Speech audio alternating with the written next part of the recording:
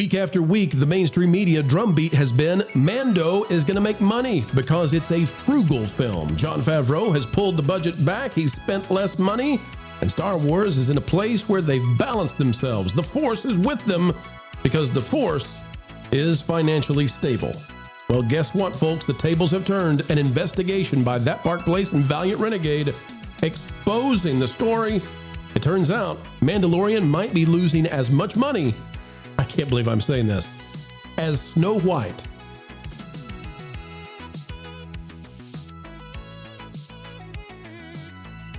Things are not all right at Disney, and we are exposing them to the truth with a capital T. Folks, welcome back yet again. Whether you're a foe or friend of Star Wars, just know we're here to bring it back, kicking and screaming to the sensible center, the mainstream middle where money can be made.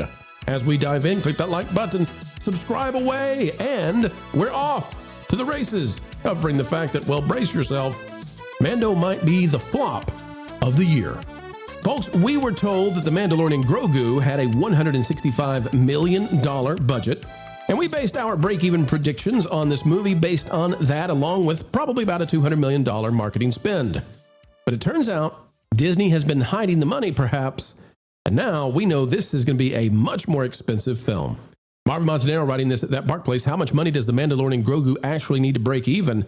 Marv, you broke this down for everybody, but the big deal here was you had included this tax credit program approved projects from California. You put this in here from the California Film Commission. There was a very special term that was starting to be used by everybody. Yes. And that was the net budget. Is that right? The net budget is what people started referring to? Yeah, there was a specific term that they were using regarding the what was I'm trying to remember off the top of my head what the term was, because qualified California production expenditures. That's right. What it was. It was that term, and also net budget, because we don't hear them say net budget. Yeah, and so and net budget. Yeah. And when we saw that everywhere, we said, well, what the heck is this? Like, they always just say budget and they're lazy and they don't tell people that's the spend. So why was this additional word? And then, as you said, we started hearing about this qualified info. Well, Valiant began to dig around, and what he found out, I think, is quite impressive. Folks, we want you, please, to go watch this video from Valiant Renegade. We're going to play just a brief clip of it, though, so that you understand. And you'll see that Valiant is actually looking at the exact same thing we just were, starting on thatparkplace.com, and this is what got the ball rolling.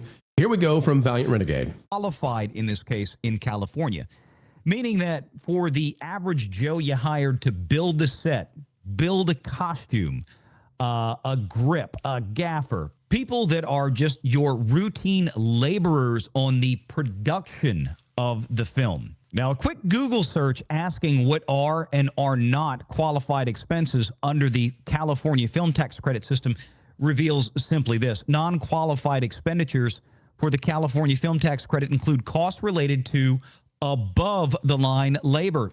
Again, non-qualified. Federal payroll taxes and expenses occurred prior to the issuance of the credit allocation letter. Well, what the hell does that mean? I'll show you. Let's take a look at California. And we'll pause here. Lou, I want to go to you because you've worked on productions many, many times. Lou, it seems like the media, and maybe Disney, wanted this to be the case. The media has been running with this 165 number for Mando, and they've been doing so because that was what was filed, I guess, with California for the tax credit. However, what's not included in that, we're finding out, are the salaries for Jon Favreau, Sigourney Weaver, Pedro Pascal, maybe Dave Filoni, and these numbers actually get crazy then. And Kathleen Kennedy, remember? And Kathleen Kennedy. Sure. So the 165 explodes to probably over 200. Well, you have to remember that the entire rationale for film tax credits, whether it's here or England or anywhere else, is that it's going to spur employment of everyday folks who work on movies. Not that it's going to give a multi-zillionaire producer, writer, director, a break. So the question is, does it work? And time has shown it may not actually work that well, but that's the politics behind it. Now, you have to understand that we have this guy named Gavin Newsom who's running for God. And he's been pushing more and more and more of these credits, and they recently upped it some. So I don't know whether that happened before or after all the expenditures here, but it might be that some of it's even getting a bigger rake than the rest of it if it's stuff that's still happening. You see what I mean? Last minute post stuff. So these things, I tell you, they're all competing with each other, each of the states and the foreign countries. And no, don't shoot it in Vancouver, shoot it here. Don't shoot it in Louisiana, shoot it here. And that's why we've seen this problem for the guilds, which is that we have what we call distant location rates, which means if I hire you, let's say, to be an assistant director on a movie that's going to shoot in Atlanta and you live in LA, I've got to pay first class transportation and per diem and everything else. But if you somehow establish yourself a residence there, whether it's a girlfriend or a relative or a rental place, and just walk on one day and get hired, they don't pay all of that, but they're still getting the tax credit for what they are paying you. So there's a million ways to skin this cat. And I guarantee you the filmmakers may not be that great, but the accountants sure are. And they're getting every last dollar out of it they can.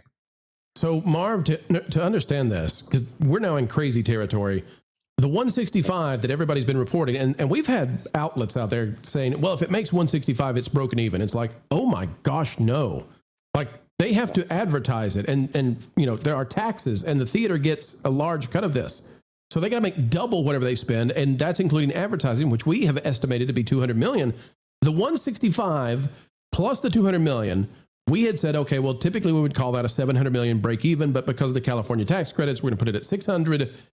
Now, Marv, now that we know essentially that, oh, no, that number doesn't include likely Pedro Pascal, Jon Favreau, Dave Filoni, Kathleen Kennedy, Sigourney Weaver. Like now that we know that they're excluded from this number, this movie is almost definitely over $200 million production. And this whole thing about frugality is a lie. I mean, yeah, I mean, not even that. It's also including, according to what Valiant said, you know, you have writers, directors, executive producers, principal cast, voice actors, choreographers, and talent-related accommodations and support costs. And all of the general support staff back at the studio that they can stick onto this budget to get the deal. Yep. And now take into account how much marketing there's been. Burger King tie-ins, Super Bowl ads, worldwide trailer campaigns, red carpet premieres, promotional events, online advertising. This movie is everywhere and yet nowhere at the same time. So yeah, I think you're looking at 150 to $200 million in marketing spend here. They are trying to hide it because they understand now that this is how we attack them. That they know that like we have shown a light on they've learned this through, you know, what their blunder with the Acolyte, their blunder with The Rise of Skywalker, that we will find out how much they spent and we will point out what an abysmal failure these movies are. And that's why they've been for weeks now trying to hype the fact that this is such an inexpensive movie. We spent practically nothing. You know, this is the Kirkland brand Star Wars movie that cost practically nothing to make, because they were trying to head that off. And of course, it's Hollywood. Once you look beneath the surface, you will find layers and layers and layers and layers of deception. All right, now Marv, I want to go to you one more time. I got to do a follow-up, and I want people to go read the article, and I want them to go watch Valiant Renegade. Please, please, please go do those things so you understand. We don't have the time. I mean, we can't spend as much time as you'll get out of the article in the Valiant Renegade video. But Marv, for those detractors, the few who remain who say, oh, come on, guys, it's just, you know, they paid Pedro $1 million, they paid Kathy $1 million, whatever. No. Marv, are we finding out perhaps that there are percentages built into this so that even if it's a flop, people like Kathleen Kennedy as executive producer, that they're getting percentages out of this film? So we are looking at huge amounts that easily likely push it over the 200 million mark for the total budget, not including marketing. Well, so here's the thing. Like when people try to say to us like, oh no, the break-even point is so much lower than that. I'm like, well, show your math. Right. Show us your math. Like, don't just say it. Actually show us, because when we wrote these, when Valiant did his stuff, when I wrote my article, we showed the math. Right. Math me, brah. Yeah. Math me, brah. Because people lie, numbers don't. Right. Nat, we are now on the day of release, and this is not us doing this, okay? I didn't come out and say yesterday, oh, it's a $600 million break even, and then on the day of release, I changed the narrative because it suits me better, and now I'm saying 800. I'm saying this because there's been an investigation, and now we've discovered, oh, wait, this whole quote-unquote net budget that we're suddenly talking about, and qualified tax. Nat, this now went from 600 to likely $800 million for break even. And that's ridiculous that they made something in Star Wars that needs 800 to break even. That's insane today.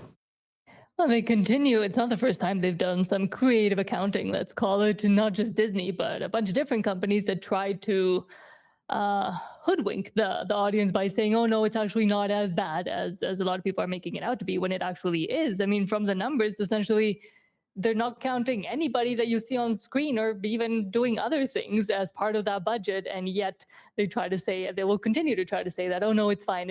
Because as you said, that was one of the big criticisms. And now I think they found a way, or they thought they found a way to move past it. And yet, once again, it's just creative accounting. Well, it's more than that, too. Bottom line, who's getting screwed here are taxpayers in California. Exactly. Because they are not getting the revenue they would have gotten if this was all on the up and up without all these extra goodies.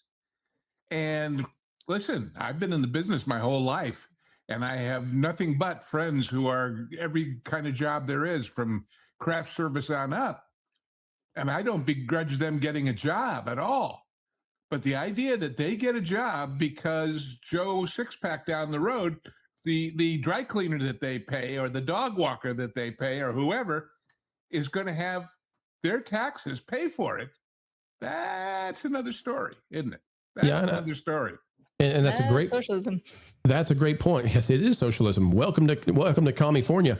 Okay, so Solo, a Star Wars movie. To put this in perspective, it's reported that it lost $75 to $80 million. The reason that it's reported that way is because they only count the cost of the film in terms of production. They don't list out the marketing. Now, we estimate that the marketing for Solo, a Star Wars story was likely between 100 and 150 million. And so we tend to think that it lost more than $200 million, about 230. Again, math me, brah. So if based on production alone, it lost 75 to 80, if you add in the marketing, it likely lost 200 to 230.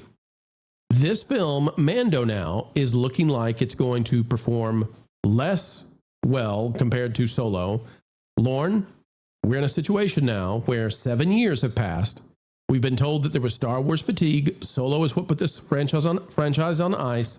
And after 7 years, they probably are releasing a film that's going to lose more than Solo. And I think they've preemptively tried to set the narrative so they hide that from investors. What do you think? I don't think it's going to matter if they hide it from investors, because investors are going to be hearing about this on the news as well. You can try and pretend you haven't spent this money, but I think that investors who are smart people who handle money are capable of doing the math. There are some people arguing in the chat that it only needs to make around $412 million. And it's like, you're still failing to, even if we gave the most generous possible numbers, which would be 2 times production costs and around $80 million in marketing spend, you're still failing to take into account the gate split, which is 60-40 between the box office and the studio. Those kinds of numbers are nonsense. It needs at a minimum 550 to 600 and probably more. Yeah, and we can run through the math. It's very simple. So look, I am very bad at math. We've learned this live on the Pro Show many times. But one of our earliest videos together where you put me on the spot and I couldn't do math. I didn't know you can do 2 plus 2. I was confused. But even I did this math. It's very simple math. Right. This is super easy. Whatever Disney makes off of the Mandalorian and Grogu, half of it goes to taxes and to Uncle Sam. Internationally, it's a higher percentage. So they have to make double what they spend. We know now that 165 was a lie. Pretty much. I mean, I don't want to call it a lie. Okay. We know 165 was the net budget, and they slipped in that word net for the first time ever. And now we know why. Go ahead, Marv. 165 is what they submitted for the tax rebate. Right. And which doesn't include. That's why it's being reported, because the actual expenditure is not publicly available like it is in the UK. In the UK, if this were filmed in the UK, we would know every penny that was spent. Okay, that's let me how we ask. Found out about the Rise of Skywalker. That's how we found out about the Acolyte. Let me ask about that then. What are the chances that they actually did not film this in the UK for this reason that we're facing today? I would say there's a decent chance at that. I'm starting to think so. We specifically at that Park Place have owned them twice using the UK tax records with what they spent on the Acolyte, when Jonas found out that they spent over $300 million on that disaster, and then when we found out that they spent $600 million on the Rise of Skywalker. So I just want people to understand. I want people to understand, when it came to Snow White, that was a huge flop. When it came to the Marvels, that was a huge flop. We're in that kind of territory now with this movie. I want everybody to understand, we didn't think we were going to be in that kind of a spot, because we didn't know what we didn't understand that 165 was probably untrue. Now we do. Investigations happened. Valiant, Marv working on it hard over the past 24, 48 hours. Folks, we're in that kind of a territory, and I don't know how Star Wars continues on. It can't keep losing, especially with a 7-year buildup of anticipation that turned out to be absolutely nothing. It is such fun getting to spend time together, folks, but we have come to the end of yet another video. Well, that makes the mainstream scratch their heads, pull their hair out, and wonder, how is it we continue to do what we do? But you know what we do this for? It's for you. To keep bringing all the knowledge of entertainment, explaining what's going on in Hollyweird each and every day. And you can help us continue on that way by clicking the like button, share, subscribe, click it, stick it to those algorithms. It's the notification bell. Share this out on your favorite social media platforms, and we would love to have you drop a comment right on down below. Share your thoughts because, well, your thoughts truly do matter, and we mean it. As we get ready to say goodbye, we end with the common refrain. Folks, wherever you are and whatever you're doing, keep learning, keep growing, and keep having fun.